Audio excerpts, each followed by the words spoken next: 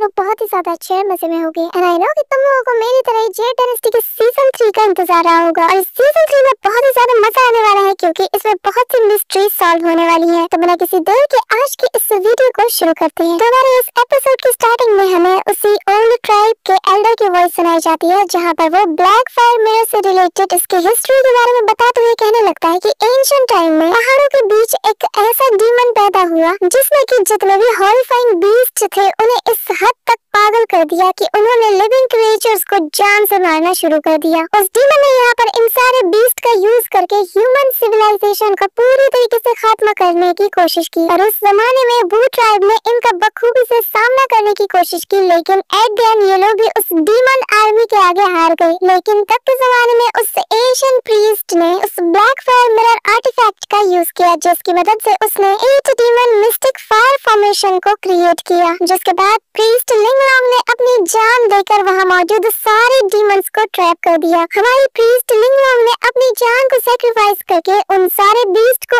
Ancient केव में हजारों सालों के लिए कैद कर दिया, जिसके बाद हमारी प्रीस्ट लिंगलॉन्ग की बॉडी एक स्टोन में बदल कर रह गई। इसी के साथ हमें प्रेजेंट टाइम का सीन दिखाया जाता है, जहाँ पर वो एंशिएंट ट्राइब का एल्डर ज़ेऑफेन और उस 9 टेल फॉक्स के साथ कहीं पर जा रहा था। इसी दौरान वो बताने लगता है कि मरने से पहले लिंगलॉन्ग ने अपने 5 बहुत ही मिस्टीरियस आर्टिफैक्ट्स को अपने 5 लॉयल सोल्जर्स के लिए छोड़ दिया। साथ ही उन्हें इस बात से आगाह भी किया कि जब तक ये 5 स्पेशली आर्टिफैक्ट्स उस केव के अंदर वापस नहीं जाते तो कोई भी उन डीमंस को आजाद नहीं कर पाएगा। तो अगर इसे प्रोटेक्ट करने के लिए तुम्हें अपनी जान भी देना पड़े तो तुम्हें वो भी करना होगा, क्योंकि इन आर्टिफैक्ट्स के बगैर वो जो एंशिएंट डिमोनिक बीस्ट है वो लोग उस केव से कभी भी आजाद नहीं हो पाएंगे। इसके बाद वो उसी मिस्टीरियस पर्सन के बारे में बताने लगता है, जैसे कि हमने लास्ट सीजन में देखा था, जहाँ पर ये बताने लगता है कि लेकिन उनमें से एक ने उस आर्टिफैक्ट को ब्लैक मैजिक के लिए यूज किया। ठीक है, तो साथ ही हम देखते हैं कि उस एल्डर की तबीयत खराब हो जाती है, जो देखकर ज़ेऑफेन उसे अपनी स्पिरिचुअल पावर से हील करने में लग जाता है, जिसके बाद वो कहने लगता है कि जिंदगी और मौत हमारे हाथों में नहीं है, लेकिन हम ऐसे को तो बचा सकते हैं जो कि ना पूरी तरीके से मरा हो और ना ही जिंदा हो। यहाँ पर वो बेसिकली वायु के बारे में बोल रहा था। इसी दौरान हम देखते हैं कि वो 9 टेल्ड फॉक्स कहने लगती है कि एंशिएंट टाइम में जो कुछ भी हुआ वो सब कुछ अब बदल कर रह गया है, क्या सही है और क्या गलत किसी को भी इससे कोई फर्क नहीं पड़ता। इसी दौरान हम ज़ायरो को देखते हैं कि जिसे कि इस वक्त नींद आ रही थी, जिसके बाद वो एल्डर बताने लगता है कि मैंने हमारे कैरिज के बाहर एक बीस्ट को रिपेल करने वाले स्मोक को फायर कर दिया है, जिस वजह से जो नॉर्मल बीस्ट है वो हमारी तरफ अट्रैक्ट नहीं होंगे और हमारा सफर भी बहुत ही ज्यादा आसान होगा। इसी दौरान सीन शिफ्ट होता है और हमें किंग लॉन्ग को दिखाया जाता है, जहाँ पर उसका सर्वेंट आते साथ उसे बताने लगता है मुझे मास्टर ज़ेऑफेन से न्यूज मिली है और उनके अकॉर्डिंग वो एक ऐसे एल्डर को ला रहे हैं जो कि शायद मिस वायु को यहाँ पर रिवाइव कर सके। जिसके साथ ही हम देखते हैं कि वायु का फादर यानी कि किंग लॉन्ग बहुत ही ज्यादा खुश हो जाता है और वो उससे हैरानी के साथ पूछता है कि क्या तुम सच कह रहे हो, जिस पर उसका सर्वेंट हाँ में जवाब देता है, जिस पर वो उस सर्वेंट को ऑर्डर देता है कि तो फिर हमारे ज्यादा से ज्यादा सैनिकों को उनके पीछे लगा दो, मैं नहीं चाहता कि उन्हें अपने रास्ते में कोई भी मुश्किलें आए। साथ ही वो ये भी कहता है कि उस ग्रेट प्रीस्ट का यहाँ पर वेलकम करने के लिए सारी तैयारियां शुरू कर दूं, जिसके साथ ही वो अपनी बेटी यानी कि वायु को याद करते साथ कहने लगता है कि मेरी बच्ची बस थोड़ा सा इंतजार और। इसी दौरान सीन शिफ्ट होता है और हमें एक बर्फीले वादी का सीन दिखाया जाता है, जहाँ पर की रोजी खड़ी होती है, जहाँ पर एक मॉन्ग आते साथ ही उसे इंफॉर्मेशन देते हुए कहने लगता है कि हमें जिन ट्राइब लोगों से कुछ इंफॉर्मेशन मिली है और उनके अकॉर्डिंग कि उस दिन जब 2 ट्राइब आपस में फाइट कर रहे थे तो यहाँ पर ज़ेऑफेन ने उन गाँव वालों को बचाने के लिए बहुत से लोगों के खिलाफ अपनी तलवार उठाई, जो सुनते साथ ही रोजी भी शॉक्ड हो जाती है और फिर वो कहने लगती है कि उसने उस दिन जो कुछ भी किया वो उसके कंट्रोल में नहीं था, लेकिन इससे फर्क नहीं पड़ता कि तुम्हारा कंट्रोल था या नहीं, लेकिन तुम्हें हर उस चीज की जिम्मेदारी लेनी ही होगी जो कुछ भी तुम्हारे हाथ से हुआ है। जिसके बाद वो ज़ेऑफेन के बारे में सोचते हुए कहने लगते हैं कि तुम कभी नहीं बदले, तुम हमेशा से ही सेम ज़ेऑफेन ही रहे हो। इसी दौरान सीन शिफ्ट होता है और हमें उसी विच ट्राइब के उस मिस्टीरियस पर्सन को दिखाया जाता है जिसने कि मास्क पहना हुआ था, जहाँ पर हम देखते हैं कि यैन भी यहाँ पर छुपते छिपाते आ चुकी थी कि तभी वो मास्टर मैन कहने लगता है कि अच्छा तो तुम फाइनली मुझसे मिलने के लिए यहाँ पर आ गए। जो सुनते साथ ही यैन को लगता है कि शायद इस आदमी ने उसे डिटेक्ट कर लिया, लेकिन तभी हम देखते हैं कि यहाँ पर वो याओ नाम का एक पावरफुल बंदा आ जाता है, जो कि आते साथ ही कहने लगता है कि बाकी सारी बातें बाद में, फिलहाल के लिए मैं तुम्हें यहाँ पर वापस देखने जाने के लिए आया हूँ, जिस पर वो मास्क मैन मना कर देता है और कहता है कि मैं जिस रास्ते में चल चुका हूँ वहाँ से वापस आने का कोई रास्ता नहीं। जो सुनकर वो याओ उस पर अटैक कर देता है कि तभी हम देखते हैं कि वो उस अटैक से बच जाता है और फिर विच ट्राइब का वो पर्सन कहने लगता है कि माफ करना, लेकिन हमारे जो एंसेस्टर है उन्होंने जो काम अधूरा छोड़ दिया था मुझे वो काम पूरा करना होगा। ये कहते साथ ही हम देखते हैं कि वो वहाँ पर अपने एक बीस्ट पर बैठकर दूर चला जाता है, जिसे देखकर वो या उसे गद्दार कहते हुए चिल्लाना शुरू कर देता है। इसी के साथ सीन शिफ्ट होता है और हमें ज़ाओ फैन और उसके कैरिज का सीन दिखाया जाता है, जहाँ पर ये लोग बहुत ही शांति से अपना सफर तय कर ही रहे होते हैं कि तभी हम देखते हैं कि अचानक से धरती कांपना शुरू कर देती है और हम देखते हैं कि चारों तरफ से जंगल के सारे जंगली जानवर इनकी तरफ अटैक कर देते हैं, जिससे कि इनकी कैरेज भी अनस्टेबल हो जाती है। और फिर हम देखते हैं कि कुछ बीस्ट तो सामने से आकर भी अटैक कर देते हैं, जो देखकर वो ओल्ड मैन कहने लगता है कि आखिर जंगल के इन सारे जंगली जानवरों को क्या हो गया। जो देखकर ज़ाओ फैन इमीडिएटली वहाँ पर एक सील को एक्टिवेट कर देता है, जिससे जितने भी यहाँ पर वाइल्ड बीस्ट है वो इन सभी से दूर हो जाए। लेकिन हम देखते हैं कि ये जानवर फिर भी नहीं रुककर उन पर अटैक करना शुरू कर देते हैं, जो देखते साथ ही ज़ाओ फैन अपने उसी वेपन को लेकर कैरेज की छत पर आ जाता है। फिर वो चारों दिशाओं की तरफ देखते हुए कहने लगता है कि चाहे जो हो जाए मुझे इस ओल्ड मैन को हर हाल में प्रोटेक्ट करना होगा, क्योंकि ये मेरी लास्ट होप है।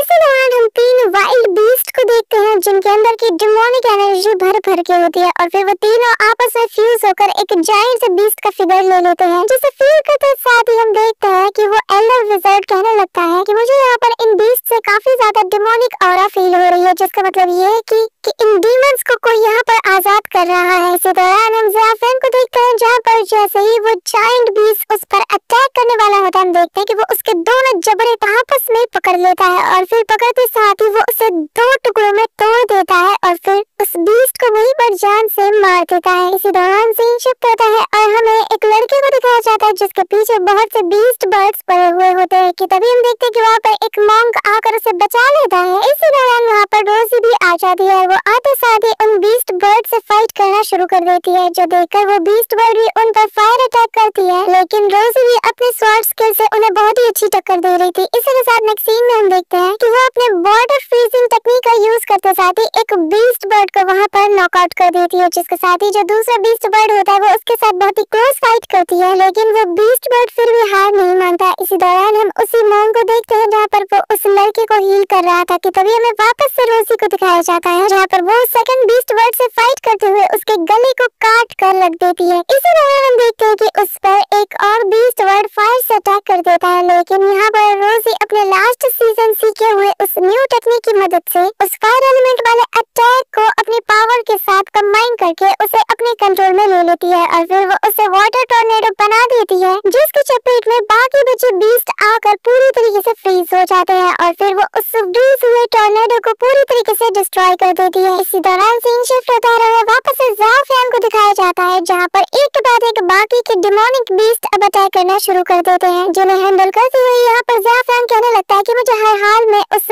एल्डर विज़ार्ड को हमारे माउंटेन पर ले जाना ही होगा। ये कहते साथ ही हम देखते हैं कि वो सारे बीस्ट से फाइट करना शुरू कर देता है। इसी दौरान वो पीछे से काफी मॉन्स्टर को रोकने की कोशिश करता है, लेकिन ये लोग फिर भी उस कैरेज के बहुत ही ज्यादा क्लोज पहुंच जाते हैं। इसी दौरान हम देखते हैं कि हवा से एक और बीस्ट आ जाता है, जो कि पूरी तरीके से एक जायंट से बीस्ट का बस स्केलेटन था और फिर वो आते साथ ही अपने टेंटिकल्स भी निकाल लेता है और उस कैरेज पर अटैक करना शुरू कर देता है। लेकिन हम देखते हैं कि इससे पहले कि वो उस कैरेज को चलाने वाले बंदे पे अटैक करे, यहाँ पर ज़ाओ फैन उसे अपनी पावर की मदद से रोक लेता है, जहाँ पर हम देखते हैं कि वो अपनी डिमोनिक एनर्जी से वहाँ पर 2 बड़े-बड़े जायंट हैंड से उसे रोक लेता है और फिर वो बाकी बचे बीस्ट से फाइट करना शुरू कर देता है। लेकिन यहाँ पर ज़ाओ फैन पूरी तरीके से अकेला पड़ जाता है, जिस वजह से वो उस 9 टेल फॉक्स से हेल्प मांगता है, जिसके साथ हम देखते हैं कि वो 9 टेल फॉक्स उस कैरेज से बाहर आ जाती है और फिर ज़ाओ फैन को देखकर स्माइल करने लगती है, जिसके बाद हम देखते हैं कि यहाँ पर उस कैरेज की हालत बहुत ही ज्यादा खराब हो जाती है। इसी वजह से ज़ाओ फैन उस एल्डर विज़ार्ड को अपने कंधे पे उठाकर वहाँ से जाने लगता है। इसी दौरान हम उसी 9 टेल फॉक्स को देखते हैं, जो कि यहाँ पर सारा मोर्चा मोर्चा संभाल लेती है और जैसे ही वहाँ पर वो फ्लाइंग बीस्ट और वो टेंटिकल वाला बीस्ट इन सभी पर अटैक करने वाला होता है कि तभी नाइन-टेल्ड फॉक्स अपनी पावर का यूज करके सभी को अपने कंट्रोल में ले लेती है और वो जो फ्लाइंग टेंटिकल बीस्ट था वो उसके हार्ट को पकड़कर उसे वहीं पर क्रश करके उसे जान से मार देती है। इसी दौरान हम ज़ियाफेन को देखते हैं जहाँ पर कि वो एल्डर विज़ार्ड को लेकर आगे बढ़ रहा होता है, साथ ही उसके रास्ते में जितने भी बीस्ट आते हैं वो उन्हें भी काटता हुआ चला जाता है। लेकिन तभी जैसे वो अपनी नजर ऊपर की तरफ दौड़ाता है हमें दिखाया जाता है कि वहाँ पर बहुत सी तादाद में बीस्ट इनकी तरफ ही आगे बढ़ रहे होते हैं, जो देखकर ज़ियाफेन इमीडिएटली उस एल्डर विज़ार्ड को अपने कंधे से उतार लेता है और फिर एक फॉर्मेशन में उसे कैद करते हुए कहने लगता है कि सीनियर, मैं आपके साथ इतना रूड बिहेव कर रहा हूँ, इसके लिए मुझे माफ कीजिएगा। और फिर वो उस एल्डर को वहाँ पर उस फॉर्मेशन में कैद करते साथ ही हवा में उसकी बॉडी को उछाल देता है, जिसके बाद हम देखते हैं कि वो अपने उसी स्टिक से रास्ते में आने वाले सारे बीस्ट को बहुत ही इजीली डिस्ट्रॉय करता हुआ चला जाता है। इसी दौरान हम देखते हैं कि वहाँ पर एक बीस्ट बर्ड तेजी से यहाँ पर उस एल्डर विज़ार्ड पर लगे फॉर्मेशन पर अटैक करने के लिए आगे बढ़ता है, लेकिन ये देखते साथ ही हम देखते हैं कि जैसे ही ज़ियाफेन उस बीस्ट बर्ड की तरफ देखता है वो इमीडिएटली सब कुछ छोड़ छाड़ के अपने उसी स्टिक को उसकी तरफ थ्रो कर देता है, जिससे जैसे ही वो बीस्ट बर्ड टकराता है हम देखते हैं कि वो बहुत दूर तक छिटक जाता है। इसी दौरान वो दोबारा से ज़ियाफेन और उस ओल्ड मैन पर अटैक करने के लिए आगे बढ़ता है, लेकिन ज़ियाफेन यहाँ पर सभी को अपने उसी स्टिक से मार मार कर दूर भगा रहा होता है। इसी दौरान हम देखते हैं कि वो नाइन-टेल्ड फॉक्स भी अपनी पावर का यूज करके वहाँ पर एक स्केलेटन मॉन्स्टर को अपने काबू में कर लेती है, जिसके बाद वो उसे कंट्रोल करना शुरू कर देती है कि वापस से हमें ज़ियाफेन को दिखाया जाता है जहाँ पर वो अपनी थंडर फॉर्मेशन का यूज करते साथ ही बहुत ही स्पीड से वहाँ पर आने वाले सारे बीस्ट को मार रहा होता है। वो अपने रास्ते में आने वाले किसी को भी नहीं छोड़ता और एक एक करके सभी को जान से मारकर अपने रास्ते को क्लियर कर रहा होता है। इसी दौरान हम देखते हैं कि आसमान से एक बहुत ही बड़ा मीटियोर जैसा अटैक इन सभी की तरफ तेजी से बढ़ रहा होता है। वही दूसरी तरफ हम उस स्केलेटन बीस्ट को भी देखते हैं जो कि फुल्ली उस नाइन-टेल्ड फॉक्स के कंट्रोल में आ चुका था, इवन कि उसके आइज का कलर भी चेंज हो जाता है। फिर हम देखते हैं उस मीटियोर को देखकर वो बीस्ट भी थोड़ी देर के लिए हैरान हो जाता है। वहीं दूसरी तरफ हम ज़ियाफेन को देखते हैं जहाँ पर वो अपने डिमोनिक पावर का यूज करते साथ ही उस स्टिक को वो पूरी तरीके से जमीन के अंदर गाड़ देता है और फिर अपनी डिमोनिक पावर का यूज करते साथ ही वो उसके अंदर से सारी एनर्जी को रिलीज करना शुरू कर देता है। इसी दौरान बाकी मौजूद बीस्ट भी उसकी तरफ पागलों की तरह दौड़ते हुए आ रहे थे, लेकिन तभी हम देखते हैं कि उसका वो डिमोनिक स्टिक एक्टिवेट होते साथ ही वहाँ पर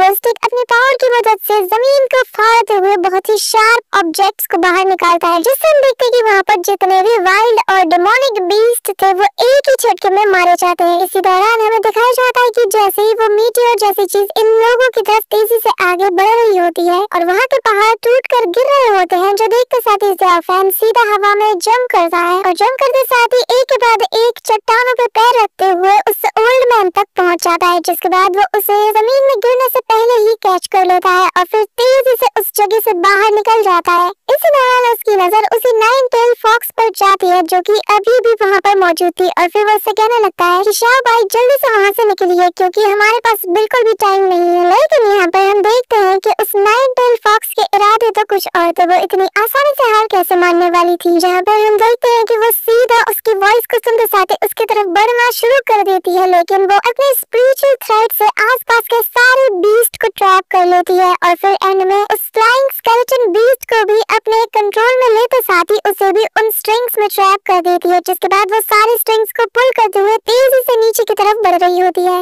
और फिर उस फ्लाइंग स्केलेटन बीस्ट से थोड़ा दूर जाते साथ ही हम देखते हैं कि वो अपने दोनों हाथ से सारे स्ट्रिंग को पुल करना शुरू कर देती है, जिससे वो फ्लाइंग स्केलेटन बीस्ट भी छटपटाना शुरू कर देता है। हमें दिखाया जाता है कि उस फ्लाइंग बीस्ट के हर एक बॉडी पार्ट में नाइन-टेल यानी कि शाओ बॉय ने अपने स्ट्रिंग को घुसा रखा था और बस एक सिंगल पुल से ही हम देखते हैं कि वो उस जायंट स्केलेटन बीस्ट को जमीन में धराशायी कर देती है। इसी दौरान उसकी नजर भी ऊपर की तरफ जाती है जहाँ पर उस मीटियोर जैसी चीज को अपनी तरफ बढ़ता हुआ देखकर यहाँ पर शाओ बॉय भी वहाँ से तेजी से निकलना शुरू कर देती है और अपने रास्ते में आने वाले हर एक छोटे बड़े ऑब्जेक्ट से बहुत ही स्मूथली डॉज करते हुए उस वैली के बाहर आ जाती है, जहाँ पर हम देखते हैं कि ज़ियाफेन भी उन्हें क्लोजली ऑब्जर्व कर रहा था। इसी दौरान हम देखते हैं कि ज़ियाफेन का वो स्टिक भी उसके पास वापस आ जाता है, जिसके साथ ही हम देखते हैं कि इन दोनों ने ही मिलकर इस पूरी वैली को डिस्ट्रॉय कर दिया था। साथ ही वहाँ पर उसके नीचे सारे मॉन्स्टर भी दबकर मारे गए थे। इसी के साथ सीन शिफ्ट होता है, हमें रात का सीन दिखाया जाता है जहाँ पर हम